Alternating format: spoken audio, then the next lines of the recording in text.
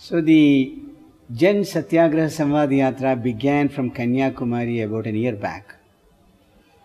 It was on the 27th of September 2011 that I started from Delhi with the soil from Rajagopal, the place where Gandhi is resting. So today is 27th, so it is exactly 1 year. In 1 year I have travelled through the country, 80,000 kilometers, 24 states and 350 districts. And this has built up a kind of a momentum. Cutting across the country, meeting thousands of groups, linking struggles. So this has built up a momentum. As a result, the dialogue process also became strong.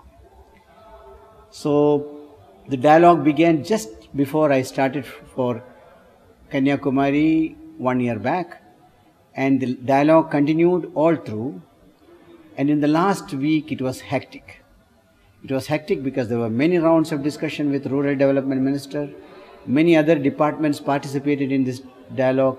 And finally, the entire dialogue ended up with a discussion with the Prime Minister of India. So the dialogue process is progressing very well. And the mobilization part is also progressing very well. Now people have started arriving in Gwalior, from where 100,000 people are going to walk to Delhi. So mobilization is progressing, dialogue is progressing. It is too early to say what will be the final outcome. But still, I am very hopeful that the final outcome will be positive in the interest of the poor people. Now let me spell out what is in the dialogue.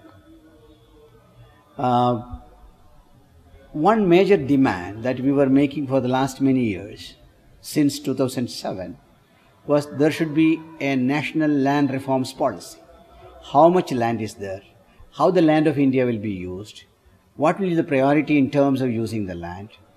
So the government was trying to avoid this question, but now they have come around and there will be a national land reforms policy formulated. But this cannot be formulated in 1 day, so the process will begin and the process will end in 6 months. So there is a deadline. In the meantime, there should be many rounds of meetings to formulate it. As a first round, the Rural Development Minister called the revenue ministers from all over the country and gave me an opportunity to speak to them. So I had an opportunity to address the revenue ministers of India. As a result, they understand our agenda.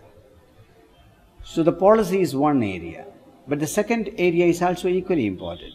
Within the policy, what are the things that are going to happen? Number one, there will be a policy for an action for homestead. See, millions of people in India have no land of their own to construct a small hut or pitch up a small plastic tent. They are living on the roadside, they are on the railway track, so they have no place to live. So this idea of right for shelter was something we were discussing for the last many years, that everyone born in this country should have the right for a piece of land on which they can stay. They can put up a shed and which they can call as their own home. Now the government is willing to take this seriously, and like right to work, right to information, there will be a new direction which is right to shelter. Right? And this is also going to come soon. This will take time, but as part of social justice, not as part of land reform, but part of social justice within the Constitution of India, they have agreed to bring about this change and provide a right to shelter as a provision so that people can demand land for shelter. The second part is related to tribal land, protecting tribal land and promoting tribal rights. So amendments are needed in various acts. There is an act called Panchayat Extension Act in Scheduled Areas, which is briefly called PESA, and there is also Forest Rights Act, briefly called FRA. These are two laws in the interest of Adivasis, but they are violated.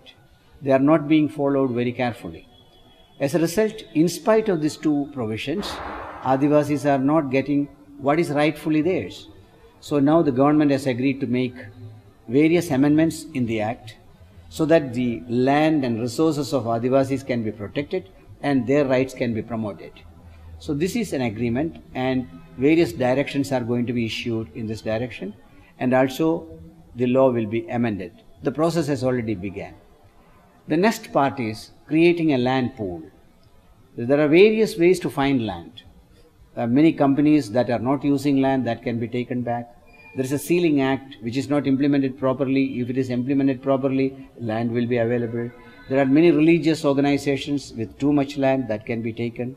Many plantation companies who are not using land or their lease period is over, land can be brought.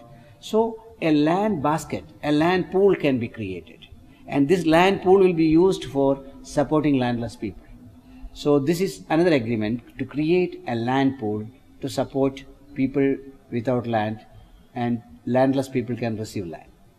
So there are many other directions within that. See, some of these are going to be very new, and some of them are just directions to the state government to do things properly.